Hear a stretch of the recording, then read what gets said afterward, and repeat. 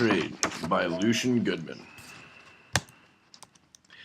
Let's start by defining international trade. International trade is the exchange of goods, capital, or services across international borders. There are several components of international trade, and these include comparative advantage, world and domestic prices, gains for trade, and tariffs. Why does trade between countries exist? The foundation rests on the idea of comparative advantage. Comparative advantage refers to one nation's ability to produce a good or service at an opportunity cost lower than that of another. Because different nations have different resources and specialties, comparative advantage makes it so that everyone can benefit.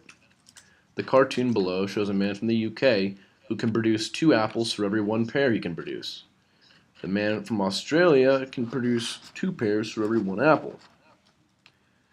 It does not make sense for the UK to produce pears, something that costs them greatly, just as it does not make sense for Australia to produce apples.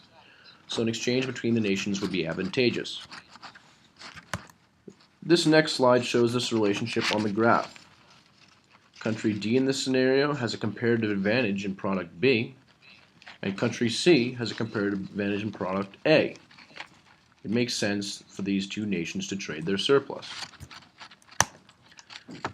The next important element of international trade is the domestic equilibrium price. The domestic equilibrium price is the value placed on a good or service within a nation's borders, primarily in nations that are isolated from world markets. The world price, however, is the price that prevails in the world market for a particular good. Nations will not pay more for a good than this price, and they will not sell their product for more.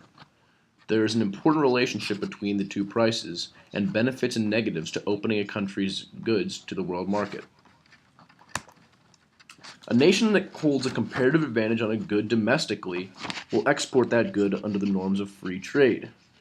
Comparative advantage in this case means that it costs very little for a country to produce this good, so their domestic price is lower than the world price. Before trade is open, consumer surplus is large, encompassing points A and B, and producer surplus encompasses only C. However, once trade is open, the price level rises to the world price on that dotted line, and the consumer loses points A and D to the producers. Prices go up, harming the consumer, but benefiting the producer. Importing works just the opposite. If the world price is lower than what is available domestically, allowing free trade will result in consumers quickly raising demand for the inexpensive good from other countries. In this case, the producer surplus encompasses points B and C, and the consumer only has A.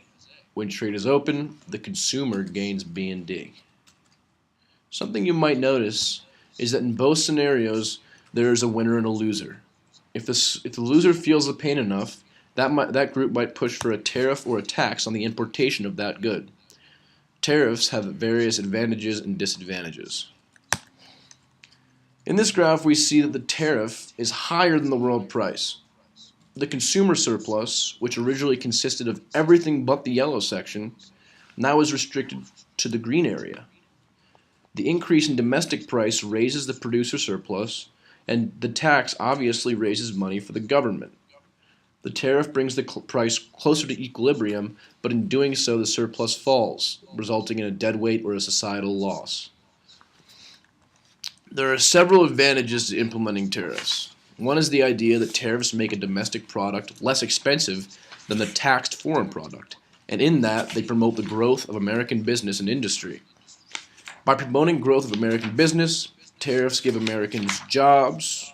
Tariffs also help grow government revenue. Tens of billions of dollars a year go to the government because of importation taxes. There are also disadvantages, however. Because tariffs decrease domestic prices on goods, foreign countries can become discouraged in trade and may shift their focus to other countries without tariffs. Tariffs also threaten the critical idea of consumer choice, or the ability of a consumer to pick amongst a variety of products which he or she desires.